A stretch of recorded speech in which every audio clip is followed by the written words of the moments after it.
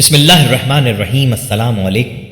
ہم اقرار کرتے ہیں کہ تمام تعریفوں کا مالک اللہ رب العزت ہے، جو تمام جہانوں کا خالق مالک و رازق ہے، اور کروڑوں درود و سلام وجہ تخلیق کائنات جان رحمت حضرت محمد مصطفیٰ صلی اللہ علیہ وآلہ وسلم پر اللہ پاک آپ سب کو ہمیشہ اپنے کرم کے سائے میں رکھے۔ آج اس ویڈیو میں ہم آپ کو حضرت علی رضی اللہ تعالیٰ عنہ کے بارے میں بتائیں گے کہ آپ رضی اللہ تعالیٰ عنہ کون تھے، آپ کا حضور اقدس صلی اللہ علیہ وآلہ وسلم سے پیار کیسا تھا، اور اس ویڈیو میں ہم آپ کو آپ کی سیدہ فاطمہ رضی اللہ تعالیٰ عنہا سے پروقار شادی کے بارے میں بھی بتائیں گے، اور آپ رضی اللہ تعالیٰ عنہ کی زندگی سے کچھ دلچسپ واقعات بھی بتائیں گے، اور آپ کو یہ بھی بتائیں گے کہ پیارے آقا صلی اللہ علیہ وآلہ وسلم نے آپ رضی اللہ تعالیٰ عنہ کے بارے میں کیا ارشاد فرمایا۔ ایک مرتبہ 3 آدمیوں میں 17 اونٹوں کی تقسیم پر جھگڑا ہو گیا۔ وہ انصاف پر مبنی فیصلہ کروانے کے لیے حضرت علی رضی اللہ تعالیٰ عنہ کی خدمت میں حاضر ہوئے اور اپنا مسئلہ بیان کرتے ہوئے کہا کہ ہمارے پاس 17 اونٹ ہیں، جس میں سے ایک کا حصہ کل اونٹوں کا آدھا ہے، جبکہ دوسرے کا حصہ تہائی اور تیسرے کا کل اونٹوں کا 9واں حصہ بنتا ہے۔ اگر اونٹوں کو ذبح کر کے تقسیم کیا گیا تو کوئی فائدہ نہیں ہوگا، اس لیے آپ کوئی ایسی تدبیر بتا دیں کہ اونٹ ذبح کیے بغیر ہمارے درمیان تقسیم ہو جائیں اور ہمارا آپس کا جھگڑا ختم ہو جائے۔ حضرت علی نے ان تینوں کی بات سننے کے بعد بیت المال سے ایک اونٹ منگوایا اور ان 17 اونٹوں میں شامل کر دیا۔ اب اونٹوں کی کل تعداد 18 ہو گئی تھی۔ آپ نے بتایا کہ حصوں کے مطابق اونٹوں کی تقسیم شروع کر دی۔ آپ نے پہلے شخص جس کا حصہ تمام اونٹوں میں آدھا تھا اسے 18 اونٹوں کے آدھے اونٹ یعنی 9 اونٹ دے دیے۔ اس کے بعد آپ نے دوسرے شخص جس کا حصہ تہائی بنتا تھا اسے 18 اونٹوں کا تہائی یعنی 6 اونٹ دے دیے، اور پھر آخر میں آپ نے تیسرے شخص جس کا حصہ کل اونٹوں میں سے 9واں بنتا تھا اسے 18 اونٹوں کا 9واں حصہ یعنی 2 اونٹ دے دیے۔ اس طرح آپ نے اپنی ذہانت اور دانشمندی سے تینوں آدمیوں میں بالترتیب پہلے کو 9، دوسرے کو 6 اور تیسرے کو 2 اونٹ جن کا کل 17 بنتا ہے بغیر کاٹے تقسیم کر دیے، جبکہ ایک اونٹ جو بیت المال سے منگوایا تھا اسے واپس بیت المال بھجوا دیا گیا۔ حضرت علی کے عدل و انصاف کا ایک اور دلچسپ واقعہ بہت مشہور ہے۔ 2 شخص سفر پر نکلے ہوئے تھے، کھانا کھانے کے لیے کسی جگہ پر اکٹھے بیٹھ گئے۔ ایک کے پاس 5 روٹیاں اور دوسرے کے پاس 3 روٹیاں تھیں۔ اسی دوران وہاں سے ایک تیسرے شخص کا گزر ہوا۔ دونوں نے اس تیسرے شخص کو اپنے ساتھ بٹھا لیا اور مل کر روٹیاں کھانے لگے۔ کھانے کے بعد تیسرا شخص وہاں سے جاتے ہوئے دونوں کو روٹی کی قیمت کے طور پر 8 درہم دے گیا۔ اب ان دونوں میں 8 درہم کی تقسیم پر جھگڑا شروع ہو گیا۔ جس کے پاس 5 روٹیاں تھیں اس کا کہنا تھا کہ روٹی کے حساب سے اس کے 5 درہم اور دوسرے کے 3 درہم بنتے ہیں، جبکہ دوسرا جس کے پاس 3 روٹیاں تھیں وہ 8 درہم برابر تقسیم کرنے پر بضد تھا۔ آخرکار دونوں یہ معاملہ لے کر حضرت علی کی خدمت میں حاضر ہو گئے۔ آپ نے ساری بات سننے کے بعد 3 روٹی رکھنے والے شخص سے فرمایا تمہارا ساتھی جو تمہیں دے رہا ہے اسے قبول کر لو، کیونکہ انصاف کے مطابق تمہارے حصے میں صرف 1 درہم آتا ہے۔ یہ سن کر وہ شخص حیران ہو گیا اور عرض کیا آپ مجھے سمجھا دیں کہ کیسے میرا حق صرف 1 درہم بنتا ہے۔ آپ نے فرمایا کہ روٹیوں کی کل تعداد 8 تھی اور کھانے والے تم 3 آدمی تھے۔ اگر ایک روٹی کے 3 ٹکڑے کیے جائیں تو 8 روٹیوں کے کل 24 ٹکڑے بنتے ہیں، جو تینوں میں برابر تقسیم کریں تو ہر ایک کے حصے میں 8 روٹی کے ٹکڑے آتے ہیں۔ تم نے اپنی 3 روٹیوں کے 9 ٹکڑوں میں سے 8 ٹکڑے کھا لیے اور باقی 1 ٹکڑا بچا، جبکہ تمہارے ساتھی نے اپنی 5 روٹیوں کے 15 ٹکڑوں میں سے 8 ٹکڑے کھائے تو باقی 60 ٹکڑے بچے۔ اس طرح تیسرے شخص نے تمہاری روٹیوں میں سے 1 ٹکڑا کھایا اور تمہارے ساتھی کی روٹیوں میں سے 60 ٹکڑے کھائے۔ لہٰذا انصاف کے مطابق تمہارا 1 درہم اور تمہارے ساتھی کے 7 درہم بنتے ہیں۔ اس منصفانہ تقسیم پر دونوں متفق ہو گئے اور 5 روٹی والے نے 7 درہم اور 3 روٹی والے نے 1 درہم لے لیا۔ یمن کے ایک آدمی نے اپنے لڑکے کو سفر پر بھیجا تو اس کے ساتھ ایک غلام بھی روانہ کیا۔ راستے میں کسی بات پر دونوں میں جھگڑا ہو گیا۔ کوفہ پہنچ کر غلام نے دعویٰ کر دیا کہ یہ لڑکا میرا غلام ہے اور میں اس کا آقا ہوں۔ یہ کہہ کر اس نے لڑکے کو بیچنا چاہا۔ جب یہ مقدمہ حضرت علی رضی اللہ تعالیٰ عنہ کی خدمت پیش ہوا تو آپ نے اپنے خادم سے فرمایا کمرے کی دیوار میں 2 بڑے سوراخ بناؤ اور ان دونوں سے کہو اپنے اپنے سر ان سوراخوں سے باہر نکالیں۔ جب دونوں نے اپنے سر سوراخوں سے باہر نکال لیے تو حضرت علی رضی اللہ تعالیٰ عنہ نے خادم سے فرمایا رسول اللہ صلی اللہ علیہ وآلہ وسلم کی تلوار لے آؤ۔ خادم تلوار لایا تو آپ نے خادم سے کہا غلام کا سر کاٹ ڈالو۔ یہ سنتے ہی غلام نے فوراً اپنا سر پیچھے کر لیا، جبکہ لڑکا اسی طرح کھڑا رہا۔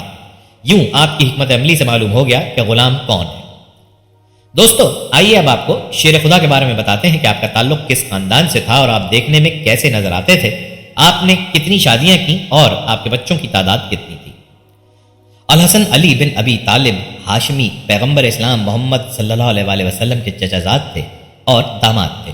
ام المومنین خدیجہ کے بعد دوسرے شخص تھے جو اسلام لائے اور ان سے قبل ایک خاتون کے علاوہ کوئی مرد و زن مسلمان نہیں ہوا۔ یوں سابقین اسلام میں شامل اور عشرہ مبشرہ بیت رضوان اصحاب بدر و احد میں سے بھی تھے، بلکہ تمام جنگوں میں ان کا کردار سب سے نمایاں تھا اور فاتح خیبر تھے۔ ان کی ساری ابتدائی زندگی محمد صلی اللہ علیہ وآلہ وسلم کے ساتھ ساتھ گزری۔ وہ تنہا صحابی ہیں جنہوں نے کسی جنگ میں بھی رسول اللہ صلی اللہ علیہ وآلہ وسلم کو تنہا نہیں چھوڑا۔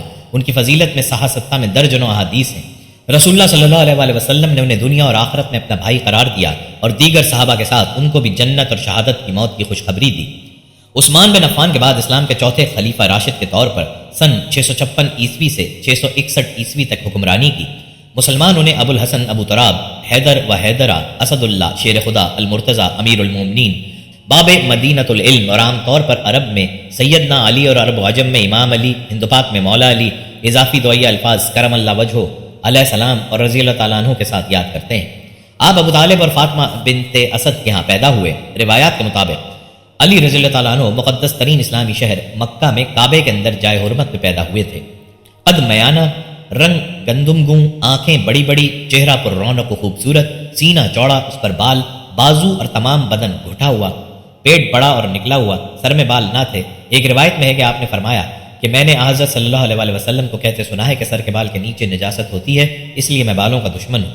ایک روایت میں ہے کہ ایک شخص نے آپ کے 2 گیسو پڑے دیکھے، مگر زیادہ مشہور یہی ہے کہ آپ کے سر میں بال نہ تھے۔ ریش مبارک بڑی اور اتنی چوڑی تھی کہ ایک مونڈے سے دوسرے مونڈے تک پھیلی تھی۔ آخر میں بال بالکل سفید ہو گئے تھے اور شاید تمام عمر میں ایک مرتبہ بالوں میں مہندی کا خضاب کیا تھا۔ آپ مردوں میں پہلے اسلام قبول کرنے والے تھے اور کچھ مصنفین کے مطابق پہلے مسلم تھے۔ ابتدائی دور میں علی رضی اللہ تعالیٰ عنہ نے محمد صلی اللہ علیہ وسلم کی حفاظت کی اور تقریباً تمام جنگوں میں حصہ لیا۔ مدینہ ہجرت کرنے کے بعد انہوں نے پیغمبر اسلام کی بیٹی فاطمہ زہرا سلام اللہ علیہ سے شادی کی۔ حضرت عثمان بن عفان رضی اللہ تعالیٰ عنہ کی شہادت کے بعد سن 656 عیسوی میں صحابہ نے انہیں خلیفہ منتخب کیا تھا۔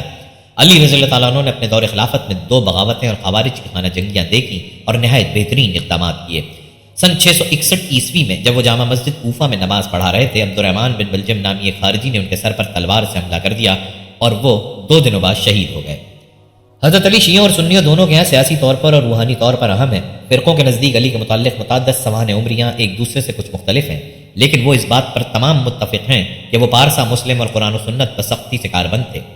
سنی علی کو چوتھا اور آخری خلیفہ راشد سمجھتے ہیں، جبکہ شیعہ قرآنی آیات اور متعدد فرامین نبوی جن میں اہم ترین واقعہ غدیر خم ہے کو دلیل بنا کر انہیں محمد کے بعد پہلا امام مانتے ہیں۔ شیعوں کا یہ بھی ماننا ہے کہ علی اور دیگر شیعہ ائمہ اہل بیت سے تمام محمد صلی اللہ علیہ وسلم کے حقیقی جانشین ہیں۔ اسی اختلاف پر امت مسلمہ کو شیعہ اور سنی فرقوں میں تقسیم کیا جاتا ہے۔ علی رضی اللہ تعالیٰ عنہ کو مختلف غیر مسلم تنظیموں کی جانب سے بھی پذیرائی حاصل ہے، جیسا کہ اقوام متحدہ اور انسانی حقوق کے لیے عالمی تنظیم نے ان کے طرز حکمرانی اور سماجی انصاف کی تعریف کی۔ علی نام ابو الحسن اور ابو تراب کنیت، حیدر لقب، والد کا نام ابو طالب اور والدہ کا نام فاطمہ تھا۔ پورا سلسلہ نسب یہ ہے: علی بن ابی طالب بن عبد المطلب بن ہاشم بن عبد مناف بن قسی بن کلاب بن مروہ بن کعب بن لوی۔ چونکہ ابو طالب کی شادی اپنے چچا کی لڑکی سے ہوئی تھی، اس لیے حضرت علی نجیب الطرفین ہاشمی اور حضرت صلی اللہ علیہ وسلم کے حقیقی چچا زاد بھائی تھے۔ خاندان ہاشم کو عرب اور قبیلہ قریش میں جو وقت و عظمت حاصل تھی وہ محتاج اظہار نہیں۔ خانہ کعبہ کی خدمت اور اس کا اہتمام بنو ہاشم کا مخصوص دغرا امتیاز تھا اور اس شرف کے باعث ان کو تمام عرب میں مذہبی سیادت حاصل تھی۔ حضرت علی مرتضیٰ کے والد ابو طالب مکہ کے ذی اثر بزرگ تھے۔ حضرت صلی اللہ علیہ وسلم نے انہی کی آغوش شفقت میں پرورش پائی تھی اور بعثت کے بعد ہی ان کے زیر حمایت مکہ کے کفرستان میں دعوت حق کا اعلان کیا تھا۔ ابو طالب ہر موقع پر آپ صلی اللہ علیہ وسلم کی حفاظت کرتے رہے اور سرور کائنات صلی اللہ علیہ وسلم کو کفار کے پنجہ ظلم و ستم سے محفوظ رکھا۔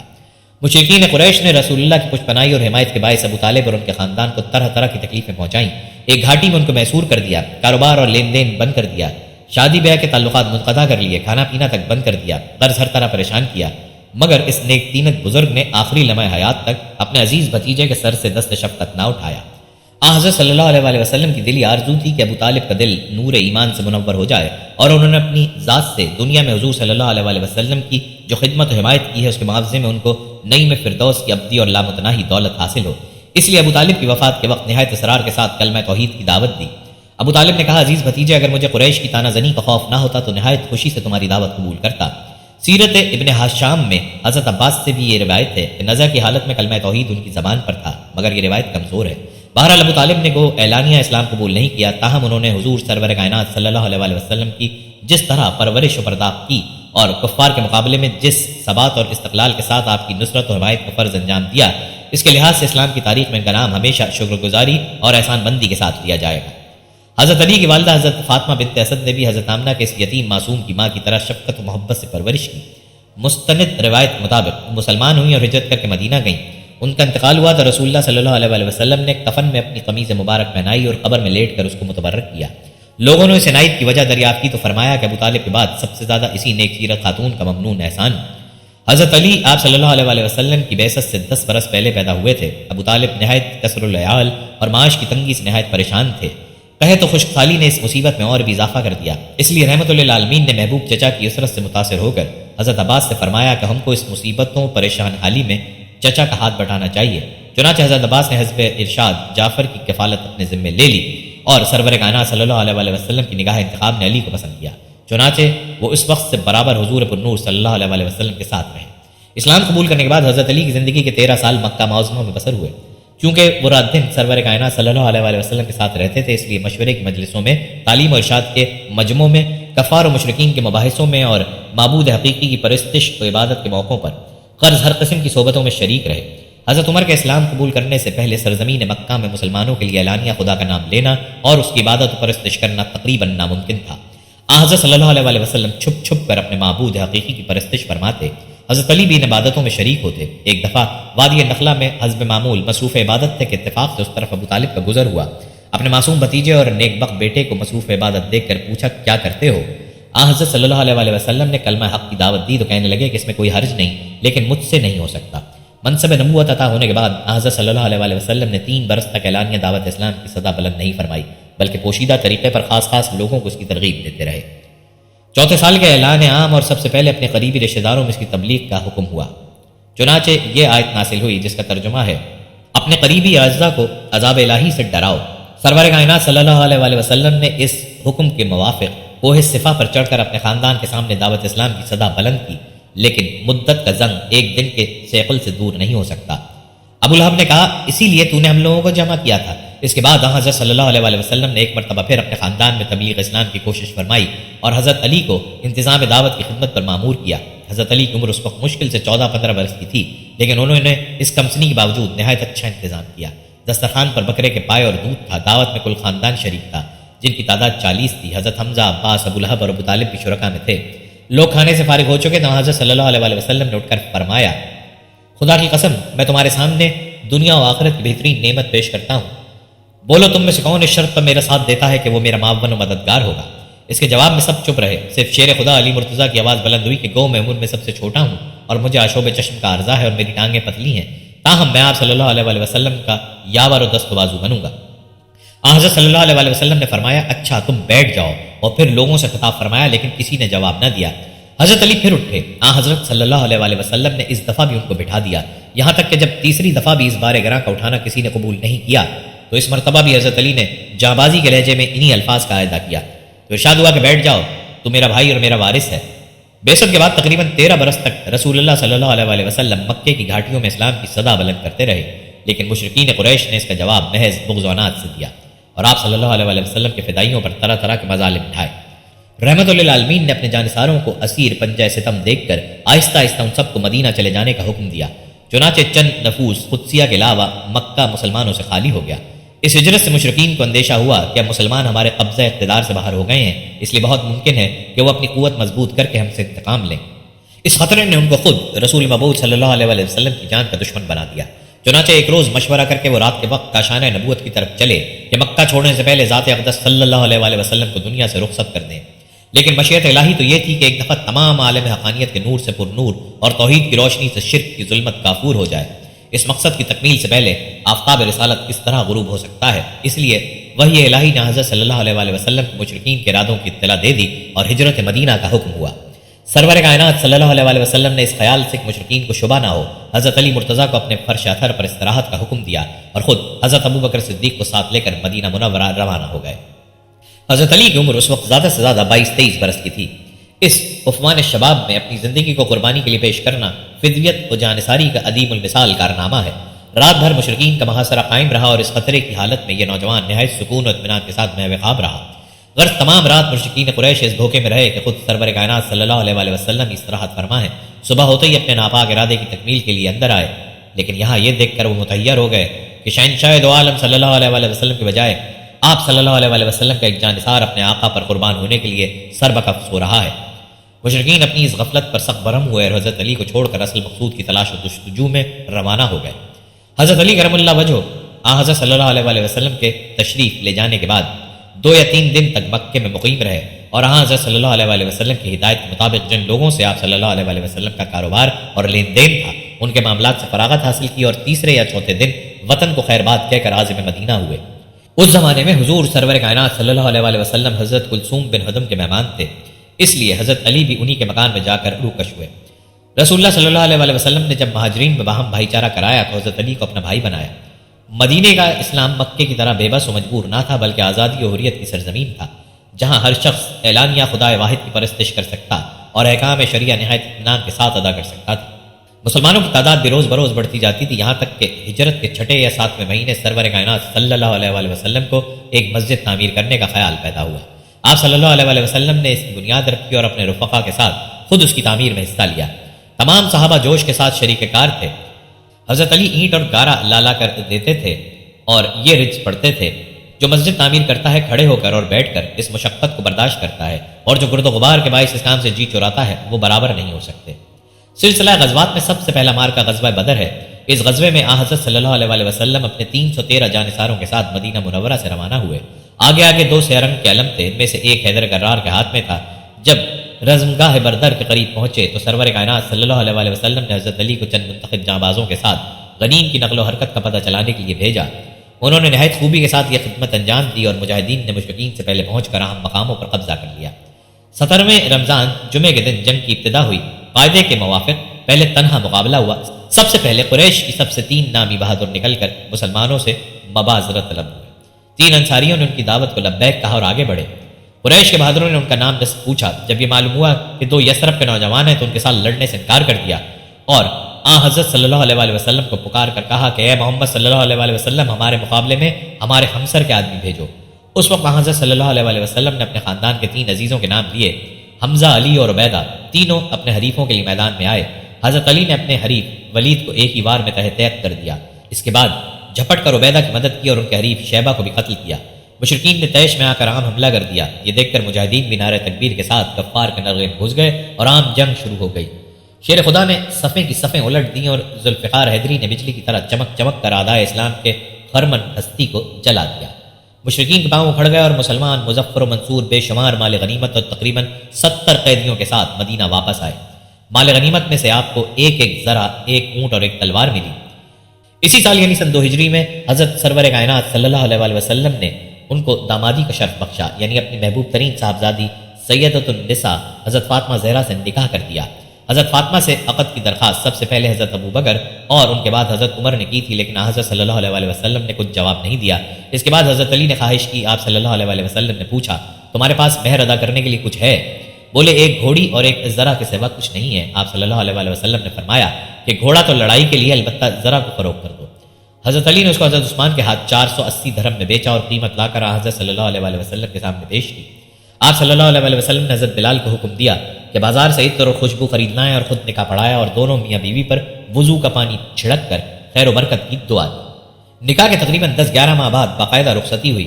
اس وقت تک حضرت علی حضرت صلی اللہ علیہ وسلم کے ساتھ رہتے تھے، اس لیے جب رخصتی کا وقت آیا تو حضرت صلی اللہ علیہ وسلم نے ان سے فرمایا کہ ایک مکان کرائے پر لے لو۔ چنانچہ حارث بن النعمان کا مکان ملا اور حضرت علی ملکہ جنت کو رخصت کرا کے اس میں لے آئے۔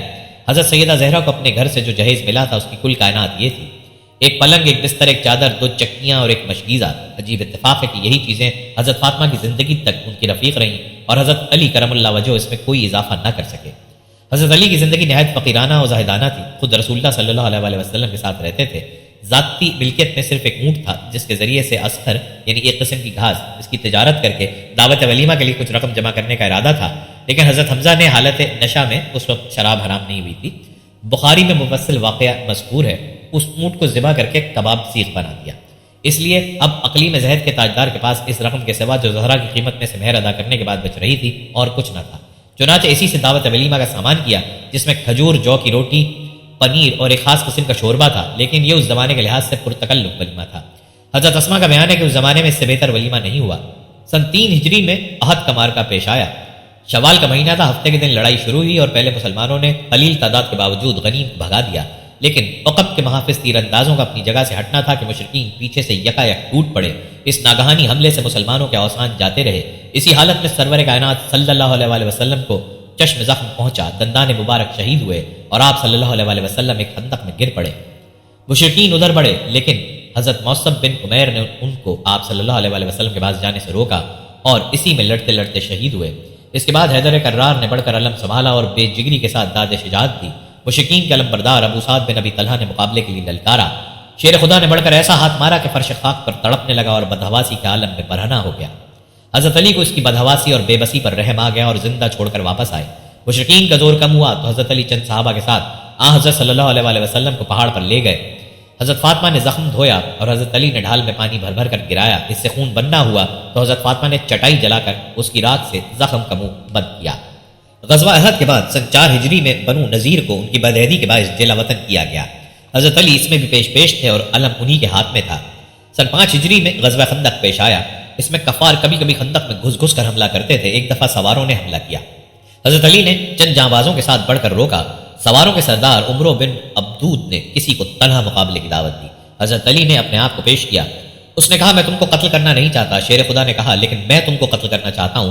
وہ برہم ہو کر گھوڑے سے کود پڑا اور مقابلے میں آیا۔ تھوڑی دیر تک شجاعانہ مقابلے کے بعد ذوالفقار حیدری نے اس کو واصل جہنم کیا۔ اس کا مقتول ہونا تھا کہ باقی سوار بھاگ کھڑے ہوئے۔ کفار بہت دن تک خندق کا محاصرہ کیے رہے، لیکن بالآخر مسلمانوں کی اس پامردی اور استقلال کے آگے ان کے پاؤں اکھڑ گئے اور یہ مارکا بھی مجاہدین کرام کے ہاتھ رہا۔ قریظہ نے مسلمانوں سے معاہدہ کے باوجود ان کے مقابلے میں قریش کا ساتھ دیا اور تمام قبائل عرب کو مسلمانوں کے خلاف بھڑکا دیا تھا۔ اس لیے غزوہ خندق سے فراغت کے بعد حضرت صلی اللہ علیہ وسلم نے ان کی طرف توجہ کی۔ اس مہم میں بھی علم حضرت علی کے ہاتھ میں تھا اور انہوں نے رسول اللہ صلی اللہ علیہ وسلم کے عہد کے مطابق قلعے پر قبضہ کر کے اس کے صحن میں عصر کی نماز ادا کی۔ سن 6 ہجری میں حضرت صلی اللہ علیہ وسلم کو معلوم ہوا کہ بنو سعد یہود خیبر کی اعانت کے لیے مجتمع ہو رہے ہیں۔ اس لیے حضرت علی کو 100 کی جمعیت کے ساتھ ان کی سرکوبی پر مامور کیا۔ انہوں نے ماہ شعبان میں حملہ کر کے بنو سعد کو منتشر کر دیا اور 500 اونٹ اور 2000 بکریاں مال غنیمت میں لائے۔ اسی سال یعنی 6 ہجری میں رسول اللہ صلی اللہ علیہ وسلم تقریباً 14000 صحابہ اکرام کے ساتھ زیارت کعبہ کا ارادہ فرمایا۔ مقام حدیبیہ میں معلوم ہوا کہ مشرکین مکہ مزاحمت کریں گے۔ حضرت عثمان گفتگو کے لیے سفیر بنا کر بھیجے گئے۔ مشرکین نے ان کو روک لیا۔ یہاں یہ خبر مشہور ہو گئی کہ وہ شہید کر دیے گئے۔ اس لیے حضرت صلی اللہ علیہ وسلم نے حضرت عثمان کے انتقام کے لیے مسلمانوں سے بیعت لی۔ حضرت علی بھی اس بیعت میں شریک تھے۔ بات کو جب یہ معلوم ہوا کہ شہادت کی خبر غلط ہے تو مسلمانوں کا جوش کسی قدر کم ہوا اور طرفین نے مساحلت پر رضامندی ظاہر کی۔ حضرت علی کو صلح نامہ لکھنے کا حکم ہوا۔ انہوں نے حسب دستور حاذا ما قاضى علیہ محمد رسول اللہ صلی اللہ علیہ وسلم کی عبارت سے عہد نامے کی ابتدا کی۔ مشرکین نے رسول اللہ کے الفاظ پر اعتراض کیا، اگر ہم کو رسول اللہ ہونا تسلیم ہوتا تو پھر جھگڑا ہی کیا تھا۔ سرور کائنات صلی اللہ علیہ وسلم نے اس لفظ کو مٹا دینے کا حکم دیا، لیکن حضرت علی کی غیرت نے گوارا نہ کیا اور عرض کیا خدا کی قسم میں اس کو نہیں مٹا سکتا۔ اس لیے حضرت صلی اللہ علیہ وسلم نے خود دست مبارک سے اس کو مٹا دیا۔ اس کے بعد معاہدہ صلح لکھا گیا اور حضرت صلی اللہ علیہ وسلم زیارت کا ارادہ ملتوی کر کے مدینے واپس تشریف لے آئے۔ سن 7 ہجری میں خیبر پر فوج کشی ہوئی۔ یہاں یہودیوں کے بڑے بڑے مضبوط قلعے تھے جن کا مفتوح ہونا آسان نہ تھا۔ پہلے حضرت ابو بکر اور ان کے بعد حضرت عمر اس کی تسخیر پر مامور ہوئے، لیکن کامیابی نہ ہوئی۔ حضور سرور کائنات صلی اللہ علیہ وسلم نے فرمایا کل ایک ایسے بہادر کو علم دوں گا جو خدا اور رسول کا محبوب ہے اور خیبر کی فتح اسی کے ہاتھ سے مقدر ہے۔ صبح ہوئی تو ہر شخص متمنی تھا کہ کاش اس فخر و شرف کا تاج اس کے سر پر ہوتا، لیکن یہ دولت گرام آیا حیدر کرار کے لیے مقدر ہو چکی تھی۔ صبح کو بڑے بڑے جانثار اپنا نام سننے کے منتظر تھے کہ دفتن آپ صلی اللہ علیہ وسلم نے علی کا نام لیا۔ یہ آواز غیر متوقع تھی کیونکہ حضرت علی آشوب چشم میں مبتلا تھے۔ حضرت صلی اللہ علیہ وسلم نے ان کو بلا کر ان کی آنکھوں میں اپنا لعاب لگایا جس سے یہ شکایت فوراً جاتی رہی۔ اس کے بعد علم مرحمت فرمایا۔ حضرت علی نے پوچھا یا رسول اللہ صلی اللہ علیہ وسلم کیا میں لڑ کر ان کو مسلمان بنا لوں؟ فرمایا نہیں، بلکہ پہلے اسلام پیش کرو اور ان کو اسلام کے فرائض سے آگاہ کرو، کیونکہ تمہاری کوششوں سے ایک شخص بھی مسلمان ہو گیا تو وہ تمہارے لیے بڑی سے بڑی نعمت سے بہتر ہے۔ لیکن یہودیوں کی قسمت میں اسلام کی عزت کے بجائے شکست، ذلت اور رسوائی لکھی تھی، اس لیے انہوں نے حضرت صلی اللہ علیہ وسلم کے اس حکم سے کوئی فائدہ نہ اٹھایا اور ان کا معزز سردار مرہب بڑے جوش و خروش سے یہ رجز پڑھتا ہوا نکلا، خیبر مجھ کو جانتا ہے کہ میں مرہب ہوں، سطح پوش ہوں، بہادر ہوں، تجربہ کار ہوں، جبکہ لڑائی کی آگ بھڑکتی ہے۔ فاتح خیبر اس متکبرانہ رجز کا جواب دیتے ہوئے پڑھا، میں وہ ہوں جس کا نام میری ماں نے حیدر رکھا ہے، جھاڑی کے شیر کی طرح مہیب اور ڈراؤنا، میں دشمنوں کو نہایت صورت سے قتل کر دیتا ہوں اور جھپٹ کر ایک ہی وار میں اس کا کام تمام کر دیا۔ اس کے بعد حیدر کرار نے بڑھ کر حملہ کیا اور حیرت انگیز شجاعت کے ساتھ اس کو مسخر کر لیا۔ رمضان 8 ہجری میں مکے پر فوج کشی کی تیاریاں شروع ہوئیں۔ ابھی مجاہدین روانہ نہ ہوئے تھے۔ معلوم ہوا کہ ایک عورت غنیم یہاں کے تمام حالات سے مطلع کرنے کے لیے روانہ ہو گئی ہے۔ حضرت صلی اللہ علیہ وسلم نے حضرت علی، زبیر اور مقداد کو اس کی گرفتاری پر مامور کیا۔ یہ تینوں تیز گھوڑوں پر سوار ہو کر اس کے تعاقب میں روانہ ہو گئے اور خاک کے باغ میں گرفتار کر کے خط مانگا۔ پہلے اس عورت نے لا علمی ظاہر کی، لیکن جب ان لوگوں نے جامہ تلاشی کا ارادہ کیا تو اس نے خط حوالے کر دیا اور یہ لوگ خط لے کر حضرت صلی اللہ علیہ وسلم کی خدمت میں حاضر ہوئے۔ جب یہ خط پڑھا گیا تو معلوم ہوا کہ مشہور صحابی حضرت حاطب بن ابی بلتعہ نے مشرکین مکہ کے نام بھیجا تھا اور اس میں بعض مخفی حالات کی اطلاع تھی۔ حضرت صلی اللہ علیہ وسلم نے حاتم بن ابی بلتعہ سے پوچھا یہ کیا معاملہ ہے؟ انہوں نے عرض کیا حضور صلی اللہ علیہ وسلم فرد جرم قرار دینے سے قبل اصل حالات سن لیں۔ واقعہ یہ ہے کہ مجھ کو قریش سے کوئی نسبی تعلق نہیں ہے، صرف اس کا حلیف ہوں اور مکے میں دوسرے مہاجرین کی قرابتیں ہیں جو فتح مکہ کے وقت ان کے اہل و عیال کی حفاظت کرتے ہیں۔ میں نے اس خیال سے اگر کوئی نازک وقت آئے تو میرے بچے بے یار و مددگار نہ رہ جائیں یہ خط لکھا تھا۔ حاشا و کلا اس سے مخبری یا اسلام کے ساتھ دشمنی مقصود نہ تھی۔ حضرت صلی اللہ علیہ وسلم نے اس عذر کو قبول کیا اور لوگوں سے مخاطب ہو کر فرمایا کہ انہوں نے سچ بیان کیا ہے، لیکن حضرت عمر کی آتش غضب بھڑک چکی تھی۔ انہوں نے کہا یا رسول اللہ صلی اللہ علیہ وسلم اجازت دیجیے کہ میں اس منافق کی گردن اڑا دوں۔ آپ صلی اللہ علیہ وسلم نے فرمایا کہ یہ بدری ہیں، کیا تم کو معلوم نہیں کہ بدریوں کے تمام گناہ معاف ہیں؟ غرض حضرت صلی اللہ علیہ وسلم 10 رمضان 8 ہجری کو مکہ روانہ ہوئے اور ایک مرتبہ پھر اس محبوب سرزمین پر 10,000 قدسیوں کے ساتھ فاتحانہ جاہ و جلال کے ساتھ داخل ہوئے جہاں سے 8 سال پہلے بڑی بے کسی کے ساتھ مسلمان نکالے گئے تھے۔ ایک علم حضرت سعد بن عبادہ کے ہاتھ میں تھا اور وہ جوش کی حالت میں یہ رجز پڑھتے جاتے تھے آج شدید جنگ کا دن ہے، آج حرم میں خوریزی جائز ہے۔ حضرت صلی اللہ علیہ وسلم کو معلوم ہوا تو فرمایا نہیں ایسا نہ کہو، آج تو کعبے کی عظمت کا دن ہے۔ اور حضرت علی کو حکم ہوا کہ سعد بن عبادہ سے علم لے کر فوج کے ساتھ شہر میں داخل ہو۔ چنانچہ وہ قضا کی جانب سے مکے میں داخل ہوئے اور مکہ بلا کسی خوریزی کے تسخیر ہو گیا اور وقت آ گیا کہ خلیل بت شکن کی یادگار خانہ کعبہ کو بتوں کی علائشوں سے پاک کیا جائے، جس کے گرد 360 بت نصب تھے۔ حضرت صلی اللہ علیہ وسلم نے سب سے پہلے اس فریضے کو ادا کیا اور خانہ کعبہ کے گرد جس قدر بت تھے سب کو لکڑی سے ٹھکراتے جاتے تھے اور پھر خانہ کعبہ کے اندر سے حضرت ابراہیم علیہ السلام و اسماعیل علیہ السلام کی مورتیوں کو الگ کروایا اور تطہیر کعبہ کے بعد اندر داخل ہوئے۔ لیکن چونکہ اس وحدت قدے کا گوشہ گوشہ بتوں کی مورتیوں سے اٹا ہوا تھا، اس لیے اس اہتمام کے باوجود تانبے کا سب سے بڑا بت باقی رہ گیا۔ یہ لوہے کی سلاخ میں پیوست کیا ہوا زمین پر نصب تھا، اس لیے بہت بلندی پر تھا۔ پہلے حضرت صلی اللہ علیہ وسلم نے حضرت علی کے کندھوں پر چڑھ کر اس کے گرانے کی کوشش کی، لیکن وہ جسم اثر کا بار نہ سنبھال سکے، اس لیے حضور پر نور صلی اللہ علیہ وسلم نے ان کو شان اقدس پر چڑھا کر اس کے گرانے کا حکم دیا اور انہوں نے سلاخ سے اکھاڑ کر حسب ارشاد نبی صلی اللہ علیہ وسلم پاش پاش کر ڈالا اور خانہ کعبہ کی کامل تطہیر ہو گئی۔ حاکم نے مستدرک میں اس واقعے کو بتفصیل نقل کیا ہے، لیکن فتح مکہ کے بجائے شب ہجرت کی طرف منسوب کیا ہے۔ لیکن اس کے علاوہ دوسرے محدثین اور ارباب سیر نے فتح مکہ میں لکھا ہے اور یہی صحیح اور قریب عقل ہے۔ ہجرت کی ایسی نازک رات میں جب کہ جان خطرے میں تھی، ایسے بڑے اور خطرناک کام کا انجام دینا بعید از قیاس ہے۔ دوسرے مکے کی زندگی میں بت شکنی کا کوئی واقعہ نہیں ہے۔ فتح مکہ کے بعد حضرت صلی اللہ علیہ وسلم نے خالد بن ولید کو بنو خزیمہ میں تبلیغ اسلام کے لیے روانہ کیا۔ انہوں نے توحید کی دعوت دی۔ بنو خزیمہ نے اسے قبول کیا، لیکن اپنی بدویت اور جہالت کے باعث اس کو ادا نہ کر سکے اور اسلمنا یعنی ہم نے اسلام قبول کیا کے بجائے سمانا سمانا یعنی ہم بے دین ہو گئے کہنے لگے۔ حضرت خالد بن ولید نے ان کا منشا سمجھ کر سب کو قید کر لیا اور بہتوں کو قتل کر ڈالا۔ حضرت صلی اللہ علیہ وسلم نے سنا تو نہایت متاثر ہوئے اور حضرت علی کو اس غلطی کی تلافی کے لیے روانہ فرمایا۔ انہوں نے پہنچ کر تمام قیدیوں کو آزاد کرا دیا اور مقتولین کو معاوضہ خون بہا دیا۔ فتح مکہ کے بعد اسی سال غزوہ حنین کا عظیم الشان مارکا پیش آیا اور اس میں پہلے مسلمانوں کی فتح ہوئی، لیکن جب وہ مال غنیمت لوٹنے میں مصروف ہوئے تو شکست خوردہ غنیم نے غافل پا کر پھر اچانک حملہ کر دیا۔ مجاہدین اس ناگہانی مصیبت سے ایسے پریشان ہوئے کہ 12,000 نفوس میں سے صرف چند ثابت قدم رہ سکے، ان میں ایک حضرت علی بھی تھے۔ آپ نہ صرف پامردی اور استقلال کے ساتھ قائم رہے بلکہ اپنی غیر معمولی شجاعت سے لڑائی کو سنبھال لیا اور غنیم کے امیر عسکر پر حملہ کر کے اس کا کام تمام کر دیا، اور دوسری طرف جو مجاہدین ثابت قدم رہ گئے تھے وہ اس بے جگری کے ساتھ لڑے کہ مسلمانوں کی ابتری اور پریشانی کے باوجود دشمن کو شکست ہوئی۔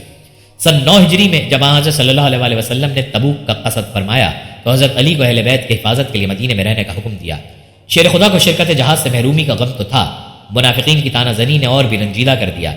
سرور کائنات صلی اللہ علیہ وسلم کو اس حال کا علم ہوا تو ان کا غم دور کرنے کے لیے فرمایا، علی کیا تم اسے پسند کرو گے کہ میرے نزدیک تمہارا وہ رتبہ ہو جو ہارون کا موسیٰ علیہ السلام کے نزدیک تھا۔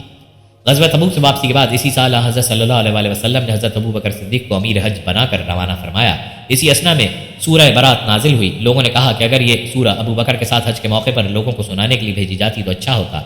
سرور کائنات صلی اللہ علیہ وسلم نے فرمایا کہ میری طرف سے صرف میرے خاندان کا آدمی اس کی تبلیغ کر سکتا ہے۔ چنانچہ حضرت علی کرم اللہ وجہ کو بلا کر حکم دیا کہ وہ مکہ جا کر اس سورہ کو سنائیں اور عام اعلان کر دیں کہ کوئی کافر جنت میں داخل نہ ہوگا، اور اس سال کے بعد کوئی مشرک حج نہ کرے اور نہ کوئی شخص برہنہ خانہ کعبہ کا طواف کرے، اور جس کا رسول اللہ صلی اللہ علیہ وسلم کے ساتھ کوئی عہد ہے وہ مدت مہینہ تک باقی رہے گا۔ تبلیغ اسلام کے سلسلے میں حضرت صلی اللہ علیہ وسلم نے جو مہمیں روانہ فرمائیں، ان میں یمن کی مہم پر حضرت خالد بن ولید مامور ہوئے، لیکن 6 مہینے کی مسلسل جد و جہد کے باوجود اشاعت اسلام میں کامیاب نہ ہو سکے۔ اس لیے رمضان 10 ہجری میں حضرت صلی اللہ علیہ وسلم نے حضرت علی کو بلا کر یمن جانے کا حکم دیا۔ انہوں نے عرض کیا، یا رسول اللہ صلی اللہ علیہ وسلم، میں ایک ایسی قوم میں بھیجا جاتا ہوں جس میں مجھ سے زیادہ معمر اور تجربہ کار لوگ موجود ہیں، ان لوگوں کے جھگڑوں کا فیصلہ کرنا میرے لیے نہایت دشوار ہوگا۔ حضور اکرم صلی اللہ علیہ وسلم نے دعا فرمائی، اے خدا اس کی زبان کو رازگو بنا اور اس کے دل کو ہدایت کے نور سے منور کر دے۔ اس کے بعد خود اپنے دست اقدس سے ان کے فرق مبارک پر امامہ باندھا اور سیاہ علم دے کر یمن کی طرف روانہ فرمایا۔ حضرت علی کے یمن پہنچتے یہاں کا رنگ بالکل بدل گیا۔ جو لوگ خالد کی 6 مہینے کی سعی و کوشش سے بھی اسلام کی حقیقت کو نہیں سمجھے تھے، وہ حضرت علی مرتضیٰ کی صرف چند روزہ تعلیم و تلقین سے اسلام کے شیدائی ہو گئے اور قبیلہ ہمدان مسلمان ہو گیا۔ اسی سال یعنی 10 ہجری میں حضرت صلی اللہ علیہ وسلم نے آخری حج کیا۔ حضرت علی بھی یمن سے آ کر اس یادگار حج میں شریک ہوئے۔ حج سے واپسی کے بعد ابتدائی ماہ ربیع الاول 11 ہجری میں حضرت صلی اللہ علیہ وسلم بیمار ہوئے۔ حضرت علی نے نہایت تندہی اور جانفشانی کے ساتھ تیمارداری اور خدمت گزاری کا فرض انجام دیا۔ ایک روز باہر آئے لوگوں نے پوچھا، اب حضور انور صلی اللہ علیہ وسلم کا مزاج کیسا ہے؟ حضرت علی نے اطمینان ظاہر کیا۔ حضرت عباس نے ان کا ہاتھ پکڑ کر کہا، خدا کی قسم میں موت کے وقت خاندان عبد المطلب کے چہرے پہچانتا ہوں۔ آؤ چلو رسول اللہ صلی اللہ علیہ وسلم سے عرض کریں کہ ہمارے لیے خلافت کی وصیت کر جائے۔ حضرت علی نے کہا، میں عرض نہیں کروں گا، اگر خدا کی قسم حضرت صلی اللہ علیہ وسلم نے انکار کر دیا تو پھر آئندہ کوئی امید باقی نہیں رہے گی۔ 10 روز کی مختصر علالت کے بعد 12 ربیع الاول دوشنبہ کے دن دوپہر کے وقت حضرت صلی اللہ علیہ وسلم نے جانثاروں کو اپنی مفارقت کا داغ دیا۔ حضرت علی چونکہ رسالت مآب صلی اللہ علیہ وسلم کے قریب ترین عزیز اور خاندان کے رکن رکین تھے، اس لیے غسل اور تجہیز و تفقین کے تمام مراسم انہی کے ہاتھ سے انجام پائے۔ انصار و مہاجرین دروازے کے باہر کھڑے تھے۔ ایک روایت میں ہے کہ ایک انصاری کو بھی اس میں شرکت کا شرف حاصل ہوا۔ آپ صلی اللہ علیہ وسلم کے وصال کے بعد حضرت ابو بکر صدیق رضی اللہ تعالیٰ عنہ خلیفہ بنے، پھر حضرت عمر رضی اللہ تعالیٰ عنہ کا دور حکومت آیا اور پھر حضرت عثمان رضی اللہ تعالیٰ عنہ مسند خلافت پر بیٹھے۔ حضرت عثمان کی شہادت کے بعد 3 دن تک مسند خلافت خالی رہی۔ اس عرصے میں لوگوں نے حضرت علی کرم اللہ وجہہ سے اس منصب کے قبول کرنے کے لیے سخت اصرار کیا۔ انہوں نے پہلے اس بارے گراں کو اٹھانے سے انکار کر دیا، لیکن آخر میں مہاجرین اور انصار کے اصرار سے مجبور ہو کر اٹھانا پڑا، اور اس واقعے کے تیسرے دن 21 ذی الحجہ دوشنبہ کے دن مسجد نبوی صلی اللہ علیہ وسلم میں جناب علی مرتضیٰ کے دست اقدس پر بیعت ہوئی۔ مسند نشین خلافت ہونے کے بعد سب سے پہلے کام حضرت عثمان کے قاتلوں کا پتہ چلانا اور ان کو سزا دینا تھا، لیکن دقت یہ تھی کہ شہادت کے وقت صرف ان کی بیوی نائلہ بنت الفرافصہ موجود تھیں، جو اس کے سوا کچھ نہ بتا سکیں کہ محمد بن ابو بکر 2 آدمیوں کے ساتھ جن کو وہ پہلے سے پہچانتی نہیں تھیں اندر آئے۔ حضرت علی نے محمد بن ابی بکر کو پکڑا تو انہوں نے قسم کھا کر اپنی برات ظاہر کی کہ وہ قتل کے ارادے سے ضرور داخل ہوئے تھے، لیکن حضرت عثمان کے جملے سے محجوب ہو کر پیچھے ہٹائے۔ البتہ ان دونوں نابکاروں نے بڑھ کر حملہ کیا جن کو وہ بھی نہیں جانتے کہ کون تھے۔ حضرت نائلہ نے بھی اس بیان کی تصدیق کی کہ محمد بن ابی بکر شریک نہ تھے۔ غرض تحقیق و تفتیش کے باوجود قاتلوں کا پتہ نہ تھا۔ تاریخ کی کتابوں میں قاتلوں کے مختلف نام مذکور ہیں، لیکن شہادت کی قانونی حیثیت سے وہ مجرم ثابت نہیں ہوتے، اس لیے مجرموں کا کوئی پتہ نہ چلا اور حضرت علی اس وقت کوئی کارروائی نہ کر سکے۔ جیسا کہ اوپر مذکور ہوا، حضرت علی کے نزدیک اس انقلاب کا اصلی سبب عمال کی بے اعتدالیاں تھیں، اور بڑی حد تک یہ صحیح بھی ہے۔ اس لیے آپ نے تمام عثمانی عمال کو معزول کر کے عثمان بن حنیف کو بصرے کا عامل مقرر کیا۔ عمارہ بن حسان کو کوفے کی حکومت سپرد کی۔ حضرت عبداللہ بن عباس کو یمن کی ولایت پر مامور کیا اور سہل کو حکومت شام کا فرمان دے کر روانہ کیا۔ سہل تبوک کے قریب پہنچے تو امیر معاویہ کے سوار مزاحم ہوئے اور ان کو مدینہ جانے پر مجبور کیا۔ اس وقت حضرت علی کرم اللہ وجہہ کو معلوم ہوا کہ ان کی خلافت جھگڑوں سے پاک نہیں ہے۔ حضرت علی نے امیر معاویہ کو لکھا کہ مہاجرین اور انصار نے اتفاق عام کے ساتھ میرے ہاتھ پر بیعت کی ہے، اس لیے یا تو میری اطاعت کرو یا جنگ کے لیے تیار ہو جاؤ۔ امیر معاویہ نے اپنے خاص قاصد کی معرفت خط بھیجا اور خط میں صرف بسم اللہ الرحمن الرحیم کے بعد مکتوب لیا کا اور اپنا نام لکھا۔ قاصد نہایت طرار اور زبان آور تھا۔ اس نے کھڑے ہو کر کہا، صاحبو، میں نے شام میں 50,000 شیوخ کو اس حال میں چھوڑا ہے کہ عثمان کی خون آلود قمیص پر ان کی داڑیاں آنسوؤں سے تر ہیں، اور انہوں نے عہد کر لیا کہ جب تک اس خون ناحق کا قصاص نہیں لیں گے اس وقت تک ان کی تلواریں بے نیام رہیں گی۔ قاصد یہ کہہ چکا تو حضرت علی کی جماعت میں سے خالد بن ظفرفسی نے اس کے جواب میں کہا، تمہارا برا ہو، کیا تم مہاجرین و انصار کو شامیوں سے ڈراتے ہو؟ خدا کی قسم، نہ تو قمیض عثمان قمیض یوسف علیہ السلام ہے اور نہ معاویہ کو یعقوب علیہ السلام کی طرح غم ہے۔ اگر شام میں اس قدر اس کو اہمیت دی گئی ہے تو تم کو معلوم ہونا چاہیے کہ اہل عراق اس کی کچھ پرواہ نہیں کرتے۔ حضرت عائشہ کی قصاص پر آمادگی امیر معاویہ کے مناقشات کا بھی آغاز ہوا ہی تھا کہ کہ دوسرا قضیہ نامرضیہ پیدا ہو گیا، یعنی حضرت عائشہ مکہ سے مدینہ واپس ہو رہی تھی، راستے میں ان کے ایک عزیز ملے، ان سے حالات دریافت کیے تو معلوم ہوا کہ عثمان شہید کر دیے گئے اور علی خلیفہ منتخب ہوئے، لیکن ہنوز فتنہ کی گرم بازاری ہے۔ یہ خبر سن کر پھر مکہ واپس ہو گئیں۔ لوگوں نے واپسی کا سبب دریافت کیا تو فرمایا کہ عثمان مظلوم شہید کر دیے گئے اور فتنہ دبتا ہوا نظر نہیں آتا، اس لیے تم لوگ خلیفہ مظلوم کا خون رائے گاہ نہ جانے دو اور قاتلوں سے قصاص لے کر اسلام کی عزت بچاؤ۔ حضرت عثمان کی شہادت کے بعد مدینے میں فتنہ و فساد کے آثار دیکھ کر حضرت طلحہ اور زبیر بھی حضرت علی سے اجازت لے کر مکہ چلے گئے تھے۔ حضرت عائشہ نے ان سے بھی وہاں کے حالات دریافت کیے، انہوں نے بھی شور و غوغا کی داستان سنائی۔ ان کے بیان سے حضرت عائشہ کے ارادوں میں اور تقویت ہوئی اور انہوں نے خلیفہ مظلوم کے قصاص کی دعوت شروع کر دی۔ حقیقت یہ ہے کہ واقعات کی ترتیب اور حضرت علی کرم اللہ وجہہ کے بعد سیاسی تسامح نے عام طور پر ملک میں بدنظمی پیدا کر دی تھی۔ حضرت عثمان کے قاتلوں کا پتہ نہ چلنا، ان کے اعداء کو اپنا معاون و انصار بنانا اور مسند خلافت پر متمکن ہونے کے ساتھ تمام اعمال کو برطرف کر دینا لوگوں کو بدظن کر دینے کے لیے کافی تھا۔ انہی بدگمانیوں نے ام المومنین حضرت عائشہ کو بھی حضرت عثمان کے قصاص پر آمادہ کر دیا، چنانچہ قصاص کی تیاریاں شروع ہو گئیں۔ عبداللہ بن عامر حضرمی والی مکہ، مروان بن حکم، سعید بن العاص اور دوسرے بنی امیہ نے جو مدینے سے مفرور ہو کر مکہ میں پناہ گزین تھے، نہایت جوش کے ساتھ اس تحریک کو پھیلایا اور ایک معتدبہ جمعیت فراہم کر کے روانہ ہوئے کہ پہلے بیت المال قبضہ کر کے مالی مشکلات میں سہولت پیدا کریں، پھر بصرہ، کوفہ اور عراق کی دوسری آبادیوں میں اس تحریک کی اشاعت کر کے لوگوں کو اپنا ہم آہنگ بنائیں۔ اسلام کے علوم معرف کا اصل سرچشمہ قرآن پاک ہے۔ حضرت علی مرتضیٰ اس سرچشمے سے پوری طرح سیراب اور ان صحابہ میں تھے جنہوں نے حضرت صلی اللہ علیہ وسلم کی زندگی ہی میں نہ صرف پورا قرآن زبانی یاد کر لیا تھا بلکہ اس کی ایک ایک آیت کے معنی اور شان نزول سے واقف تھے۔ ابن سعد میں ہے کہ ایک موقع پر خدا آپ نے اس کا اظہار فرمایا کہ میں ہر آیت کے متعلق بتا سکتا ہوں کہ یہ کہاں اور کیوں اور کس کے حق میں نازل ہوئی، چنانچہ حضرت علی کا شمار مفسرین کے اعلیٰ طبقے میں ہے اور صحابہ میں حضرت ابن عباس کے سوا اس کمال میں آپ کا کوئی شریک نہیں۔ علم و اطلاع کی وسعت سے دیکھا جائے تو آپ کی مستحضرانہ قوت سب سے اعلیٰ ماننی پڑے گی۔ بڑے بڑے صحابہ یہاں تک کہ حضرت عمر اور حضرت عائشہ کو بھی کبھی کبھی حضرت علی کے فضل و کمال کا ممنون ہونا پڑتا تھا۔ حضرت مرتضیٰ انہی خصوصیات کی بنا پر مقدمات کے فیصلوں اور قضا کی نہایت موضوع تھے، اس کو صحابہ عام طور سے تسلیم کرتے تھے۔ حضرت عمر فرمایا کرتے تھے کہ ہم میں مقدمات کے فیصلے کے لیے سب سے موزوں علی ہیں اور سب سے بڑے قاری ابی ہیں۔ حضرت صلی اللہ علیہ وسلم کی جوہر شناس نگاہ نے حضرت علی کی اس استعداد و قابلیت کا پہلے ہی اندازہ کر لیا تھا اور آپ کی زمان فیض ترجمان سے حضرت علی کو اقداح میں علی کی سرد مل چکی تھی۔ تقریر و خطابت میں حضرت علی مرتضیٰ کو خداداد ملکہ حاصل تھا اور مشکل سے مشکل مسائل پر بڑے بڑے مجموع میں فی البدی تقریر فرماتے تھے۔ تقریریں نہایت خدیبانہ، مدلل اور مؤثر ہوتی تھیں۔ علم نحو کی بنیاد خاص حضرت علی کے دست مبارک سے رکھی گئی ہے۔ ایک دفعہ ایک شخص کو قرآن شریف غلط پڑھتے سنا، اس سے خیال پیدا ہوا کہ کوئی ایسا قاعدہ بنا دیا جائے جس سے اعراب میں غلطی واقع نہ ہو سکے، چنانچہ ابو الاسدوئلی کو چند قواعد کلیہ بتا کر اس فن کی تدوین پر مامور کیا۔ اس طرح علم نحو کے ابتدائی اصول بھی آپ ہی کی طرف منسوب ہیں۔ حضرت علی مرتضیٰ نے ایام طفولیت ہی سے سرور کائنات صلی اللہ علیہ وسلم کے دامن عاطفت میں تربیت پائی تھی، اس لیے وہ قدرتاً محاسن اخلاق اور حسن تربیت کا نمونہ تھے۔ ایک امین کے تربیت یافتہ تھے، اس لیے ابتدائی سے امین تھے۔ حضرت صلی اللہ علیہ وسلم کے پاس قریش کی امانتیں جمع رہتی تھیں۔ جب آپ صلی اللہ علیہ وسلم نے ہجرت فرمائی تو ان امانتوں کی واپسی کی خدمت حضرت علی کے سپرد فرمائی۔ آپ کی ذات گرامی زہد فی دنیا کا نمونہ تھی، بلکہ حق یہ ہے کہ آپ کی ذات پر زہد کا خاتمہ ہو گیا۔ آپ کے کاشانہ فقر میں دنیاوی شان و شکوے کا درگزر نہ تھا۔ کوفہ تشریف لائے تو دارالامارات کے بجائے ایک مکان میں فروکش ہوئے اور فرمایا کہ عمر بن الخطاب نے ہمیشہ ہی نالیشان محلات کو حقارت کی نگاہ سے دیکھا، مجھے بھی اس کی حاجت نہیں، میدان ہی میرے لیے بس ہے۔ عبادات ان کا مشغلہ حیات تھا جس کا شاہد خود قرآن ہے۔ کلام پاک کی آیت محمد رسول اللہ اور وہ لوگ جن کے ساتھ ہیں کافروں پر سخت ہیں، باہم رحم دل ہیں، تم ان کو دیکھتے ہو کہ بہت رکوع اور بہت سجدہ کر کے خدا کا فضل اور اس کی رضامندی کی جستجو کرتے ہیں۔ حضرت علی کے غیر معمولی زہد و ورع نے ان کی معاشرت کو نہایت سادہ بنا دیا تھا۔ کھانا عموماً روکھا پھیکا کھاتے تھے، عمدہ لباس اور قیمتی لباس سے بھی شوق نہ تھا۔ امامہ بہت پسند کرتے تھے، چنانچہ فرمایا کرتے تھے الامامہ یرجان العرب، یعنی امامے عربوں کے تاج ہیں۔ کبھی کبھی سفید ٹوپی بھی پہنتے تھے۔ کرتے کی آستین اس قدر چھوٹی ہوتی کہ اکثر ہاتھ آدھے کھلے رہتے تھے۔ تہبند بھی نصف ساق تک ہوتی تھی، کبھی صرف ایک تہبند اور ایک چادر ہی پر قناعت کرتے اور اسی حالت میں فرائض خلافت ادا کرنے کے لیے کوڑا لے کر بازار میں گشت کرتے نظر آتے تھے۔ غرض آپ کو ظاہری تم طلاق کا مطلق شوق نہ تھا، پیوند لگے ہوئے کپڑے پہنتے تھے۔ لوگوں نے اس کے متعلق عرض کیا تو فرمایا یہ دل میں خشوع پیدا کرتا ہے اور مسلمانوں کے لیے ایک اچھا نمونہ ہے کہ وہ اس کی پیروی کریں۔ بائیں ہاتھ میں انگوٹھی پہنتے تھے اور اس پر اللہ الملک نقش تھا۔ حضرت علی پر سردی گرمی کا کچھ اثر نہ ہوتا تھا کیونکہ رسالت مآب صلی اللہ علیہ وسلم نے غزوہ خیبر میں ان کے لیے دعا فرمائی تھی۔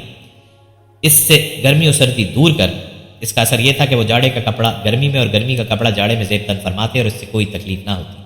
حضرت سیدنا علی مرتضیٰ علیہ السلام کا علمی مقام و مرتبہ، ان کی قرآن فہمی، حقیقت شناسی اور فقہی صلاحیت تمام اولین و آخرین میں ممتاز و منفرد تھی۔ قدرت نے انہیں عقل و خرد کی اس قدر عرفہ والا صلاحیتوں سے نوازا تھا کہ جو مسائل دوسرے حضرات کے نزدیک پیچیدہ سمجھے جاتے تھے، انہی مسائل کو وہ آسانی سے حل کر دیتے تھے۔ اکابر صحابہ کرام رضوان اللہ علیہ مجمعین ایسے اوقات سے پناہ مانگتے تھے کہ جب کوئی مشکل مسئلہ پیش آئے اور اس کے حل کے لیے حضرت علی علیہ السلام موجود نہ ہو۔ حضرت سعید بن المسیب علیہ السلام بیان کرتے ہیں، حضرت عمر رضی اللہ تعالیٰ عنہ اس پیچیدہ مسئلے سے اللہ تعالیٰ کی پناہ مانگتے تھے جسے حل کرنے کے لیے ابو الحسن علی ابن طالب علیہ السلام نہ ہو۔ بعض اکابر صحابہ کرام رضوان اللہ علیہ مجمعین نے شہادت دی کہ مولا علی علیہ السلام ظاہر و باطن دونوں کا امین تھے۔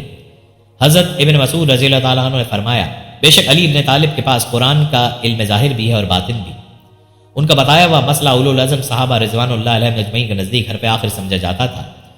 سید المفسرین حبر الامہ حضرت سیدنا عبداللہ بن عباس علیہ السلام سے حضرت سعید بن جبیر رضی اللہ تعالیٰ عنہ روایت کرتے ہیں کہ انہوں نے فرمایا کہ جب ہمیں کسی چیز کا ثبوت سیدنا علی رضی اللہ تعالیٰ عنہ سے مل جائے تو پھر ہم کسی اور کی طرف رجوع نہیں کرتے۔ ام المؤمنین سیدہ طیبہ طاہرہ عائشہ صدیقہ رضی اللہ تعالیٰ عنہ فرماتی ہیں، حضرت علی رضی اللہ تعالیٰ عنہ تمام لوگوں سے بڑھ کر سنت کا علم رکھنے والے ہیں۔ یہ طے شدہ حقیقت ہے کہ جو سنت کا سب سے بڑا عالم ہو وہی قرآن کا سب سے بڑا عالم ہوتا ہے۔ چنانچہ سیدنا فاروق اعظم رضی اللہ تعالیٰ عنہ نے سب سے بڑے عالم کی شناخت یوں بیان فرمائی ہے، ان قریب کچھ لوگ آئیں گے جو تمہارے ساتھ متشابہات قرآن میں بحث کریں گے، تم ان کا مواخذہ حدیث سے کرنا، بے شک اصحاب حدیث سب سے بڑھ کر قرآن کریم کے عالم ہیں۔ عبد الملک بن ابی سلیمان کہتے ہیں کہ میں نے حضرت عطا رضی اللہ تعالیٰ عنہ سے پوچھا، کیا سیدنا محمد صلی اللہ علیہ وسلم کے صحابہ رضوان اللہ علیہ مجمعین میں سیدنا علی کرم اللہ وجہ سے بڑھ کر کوئی عالم تھا؟ انہوں نے کہا نہیں، خدا کی قسم میں ایسے شخص کو نہیں جانتا۔ یہی وجہ ہے کہ حضرت علی رضی اللہ تعالیٰ عنہ کے سوا کسی شخص نے یہ دعویٰ نہیں کیا کہ اس سے جو چاہو پوچھو وہ قرآن سے جواب دے گا، ایسا دعویٰ صرف انہوں نے ہی کیا۔ حضرت ابو الطفیل رضی اللہ تعالیٰ عنہ فرماتے ہیں، سیدنا علی رضی اللہ تعالیٰ عنہ نے ارشاد فرمایا، لوگو تم مجھ سے سوال کرو، باخدا تم قیامت تک جس چیز کے متعلق بھی سوال کرو گے میں تمہیں بتاؤں گا، اور تم مجھ سے قرآن مجید کی بابت سوال کرو، باخدا قرآن مجید کی کوئی ایسی آیت نہیں مگر میں جانتا ہوں کہ وہ رات میں اتری یا دن میں، میدانوں میں نازل ہوئی یا پہاڑوں میں۔ حضرت ابن مسعود رضی اللہ تعالیٰ عنہ فرماتے ہیں، ہم نبی کریم صلی اللہ علیہ وسلم کی بارگاہ میں حاضر تھے کہ سیدنا علی کرم اللہ وجہ کے بارے میں سوال کیا گیا، تو حضور اکرم صلی اللہ علیہ وسلم نے فرمایا، حکومت 10 حصوں میں تقسیم کی گئی، 9 حصے علی کو دیے گئے اور 1 حصہ باقی تمام لوگوں کو دیا گیا۔ حضرت علی کرم اللہ وجہ کی علمیت کا مقام کیوں نہ ہوتا جبکہ ان کی شان میں آیا ہے کہ وہ علم کا دروازہ ہے۔ آپ صلی اللہ علیہ وسلم نے فرمایا، میں علم کا شہر ہوں اور علی اس کا دروازہ ہے۔ ان 10 صحابہ کرام کا ذکر عبد الرحمن بن عوف کی روایت کردہ حدیث میں ہے کہ عبد الرحمن بن عوف بیان کرتے ہیں کہ نبی صلی اللہ علیہ وسلم نے فرمایا، ابو بکر جنتی ہیں، عمر جنتی ہیں، عثمان جنتی ہیں، علی جنتی ہیں، طلحہ جنتی ہیں، زبیر جنتی ہیں، عبد الرحمن جنتی ہیں، سعد جنتی ہیں، سعید جنتی ہیں، ابو عبیدہ جنتی ہیں۔ سیدنا علی کرم اللہ وجہ کے باب العلم ہونے کی قوی دلیل مجھ جیسے سادہ لوگوں کے لیے یہ بھی ہے کہ حضرت علی ایسے علم کے موجد ہیں جس کے بغیر کوئی انسان عالم ہو ہی نہیں سکتا۔ اگر کوئی انسان عالم ہے اور قرآن و حدیث کو سمجھنے کی صلاحیت رکھتا ہے تو یہ صلاحیت صرف اسی علم کی بدولت ہے جس کے موجد باب العلم سیدنا علی مرتضیٰ کرم اللہ وجہ ہیں، اور وہ علم عربی گرامر یعنی علم نحو ہے۔ جس شخص کو کسی بھی علم و فن سے کچھ تعلق ہو وہ جانتا ہے کہ کسی زبان کو سمجھنے کے لیے اس کی لغت کی معرفت کتنا ضروری ہوتی ہے، پھر عربی لغت کی اہمیت تو محتاج بیان ہی نہیں۔ لغت عرب کی معرفت اتنا ضروری ہے جتنا کتاب و سنت کی معرفت ضروری ہے، بلکہ قرآن و حدیث کا سمجھنا معرفت لغت پر موقوف ہے۔ قرآن کریم و حدیث شریف ہو، کلام عرب ہو، اشعار عرب ہو یا لغت عرب ہو، ان میں سے ہر ایک کا سمجھنا عربی گرامر پر موقوف ہے۔ اس لیے عربی گرامر کے متعلق کہا گیا، علم صرف تمام علوم کی ماں ہے اور علم نحو ان سب کا باپ ہے۔ علم صرف تمام علوم کی ماں ہے اور علم نحو ان سب کا باپ ہے، اور ان دونوں علوم کے موجد موسس باب مدینہ العلم سیدنا مولا علی کرم اللہ وجہ ہیں۔ سب سے پہلے انہوں نے ان دونوں علموں کے بنیادی قوانین املا کرائے اور اسم فعل اور حرف کی تمیز بتائی، پھر ان کے بتلائے ہوئے علم کو بغرض سہولت 2 حصوں میں تقسیم کر کے ایک کو صرف کا نام دیا گیا اور دوسرے کو نحو کا۔ حقیقت میں صرف نحو کا ہی ایک حصہ ہے اور اس کے موجد سیدنا علی کرم اللہ وجہ ہیں۔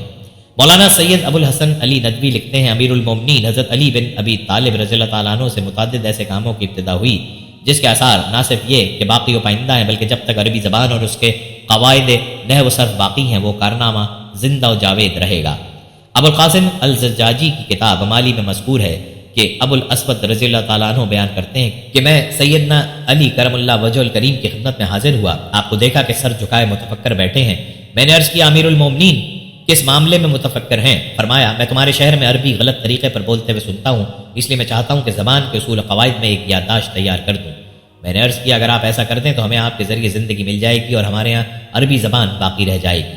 اس گفتگو کے 3 روز کے بعد میں پھر آپ کی خدمت میں حاضر ہوا تو آپ نے ایک کاغذ مرحمت فرمایا جس میں علم نحو کے ابتدائی مسائل درج تھے۔ خود سوچئے کہ جس علم کو حاصل کیے بغیر کوئی انسان خواہ وہ عربی ہو یا عجمی عالم نہیں بن سکتا، تو پھر جو شخص اس علم کا موجد اور موسس ہو وہ باب العلم نہیں ہوگا تو کیا ہوگا؟ افسوس کا مقام ہے کہ لوگ علم صرف اور نحو کو تو تمام علوم کا ماں باپ تسلیم کرتے ہیں، لیکن جو ہستی ان علوم کی واضح اور سانح ہے اسے تمام علوم کا دروازہ تسلیم نہیں کرتے۔ عامت الناس کو جانے دیجئے، کم از کم جو شخص عربی پڑھنے اور سمجھنے کی صلاحیت رکھتا ہے اور خود کو عالم کہلاتا ہے اسے تو حدیث انا مدینۃ العلم والی بابا کا انکار نہیں کرنا چاہیے، کیونکہ اس کے اندر عربی جاننے کی اہلیت صرف اور صرف اسی عربی گرامر کی بدولت پیدا ہوئی جس کے موجد سیدنا علی مرتضیٰ کرم اللہ وجہہ ہیں۔ حضرت سید علی مرتضیٰ کی شان علم کو جاننے کے باوجود نہ جانے کیوں بدنصیب لوگ شان مرتضوی کو ماننے سے انکار کرتے ہیں۔ حضرت عمرو بن میمون رضی اللہ تعالیٰ عنہ بیان کرتے ہیں کہ میں حضرت ابن عباس رضی اللہ تعالیٰ عنہ کے پاس بیٹھا ہوا تھا کہ 9 افراد پر مشتمل ایک وفد آیا۔ انہوں نے کہا ہے ابن عباس یا تو آپ الگ ہو کر ہماری بات سنیں یا ان لوگوں کو باہر بھیج دیں۔ اس وقت تک وہ صحیح تھے، نابینا نہیں ہوئے تھے۔ فرمایا میں اٹھ کر تمہارے ساتھ باہر جاتا ہوں۔ انہوں نے گفتگو کی لیکن ہم نہیں جانتے کہ انہوں نے کیا کہا۔ حضرت ابن عباس رضی اللہ تعالیٰ عنہ فارغ ہو کر آئے تو اپنا دامن جھاڑتے ہوئے فرما رہے تھے افسوس یہ لوگ اس ہستی کی برائی کرتے ہیں جس کو 10 خصوصیات حاصل تھیں جو یہ ہیں، یہ اس شخص کی برائی میں پڑ گئے جس کے بارے میں رسول اللہ صلی اللہ علیہ وسلم نے فرمایا تھا قلعہ خیبر کو فتح کرنے کے لیے میں اس شخص کو پرچم دے کر بھیجوں گا جو اللہ اور اس کے رسول صلی اللہ علیہ وسلم سے محبت کرتا ہے، اللہ تعالیٰ کبھی اس کو شرمندہ نہیں فرمائے گا۔ اس پرچم کو حاصل کرنے کے لیے لوگ للچانے لگے، لیکن حضور اقدس صلی اللہ علیہ وسلم نے فرمایا علی کہاں ہے؟ بتایا گیا وہ چکی میں گندم پیس رہے ہیں۔ فرمایا تم میں کوئی ایسا شخص نہیں تھا جو چکی چلاتا؟ پھر حضور صلی اللہ علیہ وسلم نے انہیں بلایا، حالانکہ وہ آشوب چشم میں مبتلا تھے، دیکھ نہیں سکتے تھے، تو حضور صلی اللہ علیہ وسلم نے ان کی آنکھوں میں دم کیا، پھر 3 دفعہ پرچم لہرا کر انہیں سپرد فرمایا، بالآخر انہوں نے خیبر فتح کر لیا۔ ایک مرتبہ حضور صلی اللہ علیہ وسلم نے حضرت ابو بکر رضی اللہ تعالیٰ عنہ کو سورہ توبہ کے ساتھ بھیجا اور سیدنا علی مرتضیٰ کو ان کے پیچھے روانہ کیا تو فرمایا اس اعلان برات کے ساتھ فقط وہ شخص جائے گا جو مجھ سے ہے اور میں اس سے ہوں۔ رسول اللہ صلی اللہ علیہ وسلم نے سیدنا حسن حسین فاطمہ اور علی رضی اللہ تعالیٰ عنہ کو بلا کر ان پر چادر پھیلائی، پھر دعا فرمائی اے اللہ یہ ہے میرے اہل بیت، بس ان سے ہر طرح کی پلیدی دور فرما دے اور انہیں خوب پاک فرما دے۔ وہ اول شخص ہیں جو حضرت خدیجہ رضی اللہ تعالیٰ عنہ کے بعد اسلام لائے۔ انہوں نے رسول اللہ صلی اللہ علیہ وسلم کی چادر اوڑھی تھی اور سو گئے تھے تو مشرکین ان کا یوں ہی قصد کرتے رہے جس طرح وہ رسول اللہ صلی اللہ علیہ وسلم کا قصد کرتے تھے، اور وہ گمان کرتے تھے کہ یہ اللہ کے نبی ہیں۔ اتنے میں حضرت ابو بکر رضی اللہ تعالیٰ عنہ آئے تو انہوں نے پکارا یا رسول اللہ۔ حضرت علی مرتضیٰ رضی اللہ تعالیٰ عنہ نے فرمایا رسول اللہ صلی اللہ علیہ وسلم بیر میمون کی طرف تشریف لے گئے ہیں۔ پھر وہ حضور صلی اللہ علیہ وسلم کے پیچھے پیچھے گئے تو آپ صلی اللہ علیہ وسلم کے ساتھ غار میں داخل ہوئے اور مشرکین صبح تک سیدنا علی علیہ السلام کی جاسوسی کرتے رہے۔ نبی کریم صلی اللہ علیہ وسلم لشکر کے ساتھ غزوہ تبوک کی طرف جانے لگے تو حضرت علی مرتضیٰ نے عرض کیا کیا میں آپ کے ساتھ چلوں؟ فرمایا نہیں۔ حضرت علی مرتضیٰ رو پڑے۔ اس پر حضور صلی اللہ علیہ وسلم نے فرمایا کیا تم اس بات پر راضی نہیں ہو کہ تمہاری منزلت میرے نزدیک ایسی ہے جیسے موسیٰ کے نزدیک ہارون کی، مگر یہ کہ تم نبی نہیں ہو؟ پھر فرمایا تم میرے نائب ہو یعنی میرے بعد۔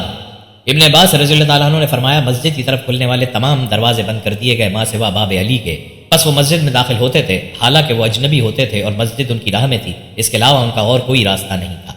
اور فرمایا میں جس کا ولی ہوں تو علی بھی اس کا ولی ہے۔ ابن عباس رضی اللہ تعالیٰ عنہ نے فرمایا اللہ نے ہمیں قرآن میں خبر دی کہ وہ درخت تلے بیعت کرنے والوں سے راضی ہو گیا، تو کیا اس کے بعد اس نے دوبارہ ہمیں بتایا کہ ان پر ناراض ہو گیا؟ سیدہ جنت حضرت فاطمہ زہرا کے بعد جناب مرتضیٰ نے مختلف اوقات میں متعدد شادیاں کی اور ان سے نہایت کثرت کے ساتھ اولاد ہوئی۔ تفصیل حسب ذیل ہے۔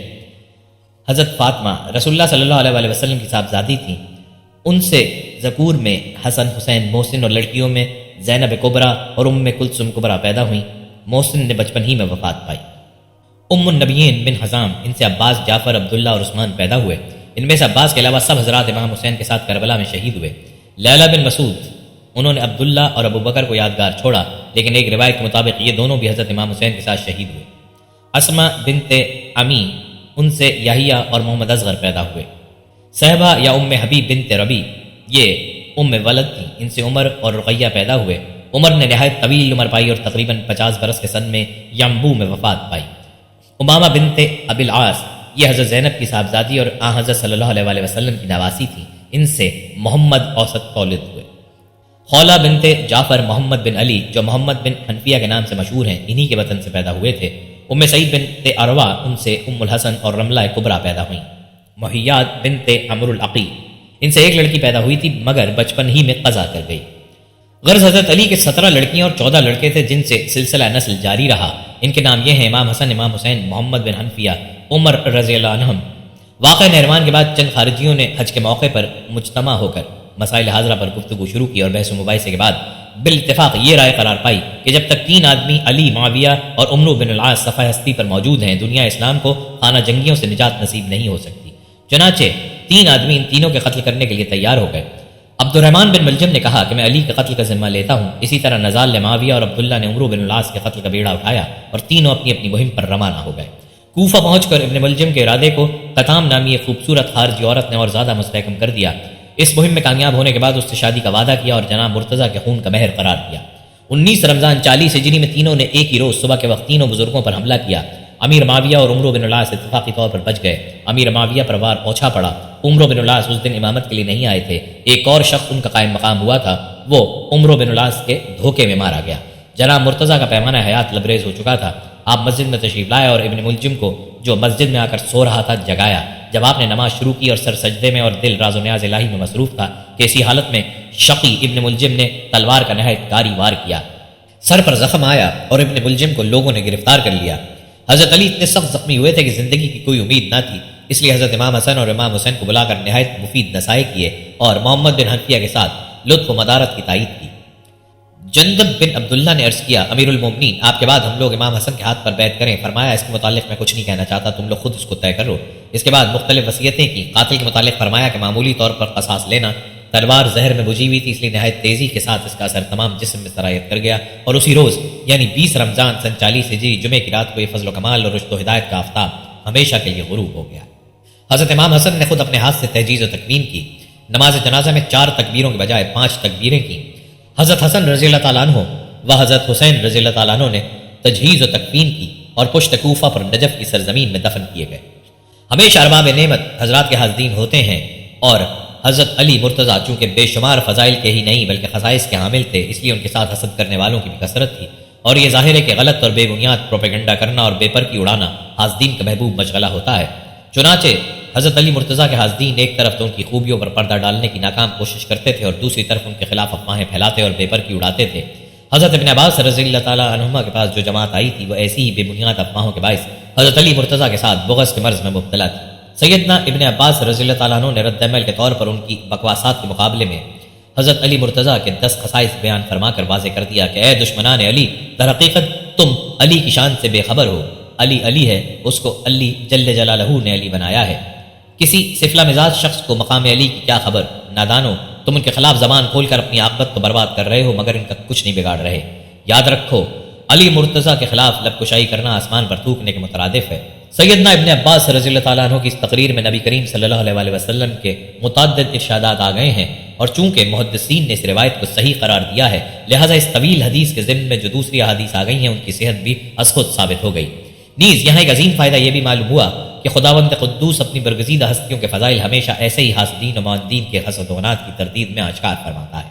اگر کبھی آپ غور فرمائیں کہ سورہ دوحہ، سورہ الکوثر اور سورہ القلم وغیرہ صورتیں اور آیات کیوں اور نازل ہوئیں تو آپ پر یہ حقیقت واضح ہو جائے گی۔ چنانچہ سیدنا ابن عباس علیہ السلام کی زبان مبارک ایسے ہی موقع پر گوہر افشاں ہوئی اور صلی اللہ علیہ وسلم ایسے ہی مواقع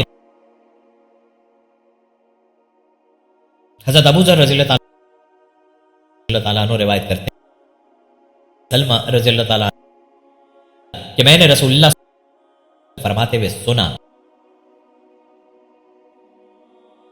حتیٰ کہ اکٹھے حوض۔ اس حدیث کارا کے ذہن میں ایک مفہوم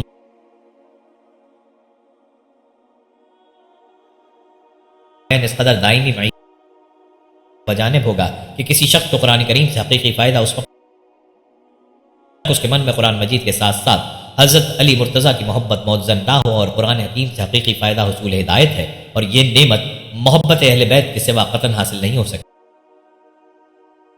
فہمی کی کوشش کرتا ہے، یقین فرمائیے اس پر ہدایت کی نہیں ضلالت کے دروازے کھلتے۔ جن لوگوں کے بعد حیران سیدنا علی مرتضیٰ کس طرح شہر علم کا نبی کریم صلی اللہ علیہ ہو سکتی ہے، کے بغیر کسی حد تک علوم قرآنی پر تو دسترس حاصل ہو سکتی ہے کہ نبی کریم صلی اللہ علیہ وسلم کہ علی سے محبت ایمان ہے اور ان کے ساتھ معلوم ہوا علم کا دروازہ ہے. جس شخص کا قلب محبت علی سے خالی ہو اس کا علم ہدایت سے محروم رہنا یقینی ہے.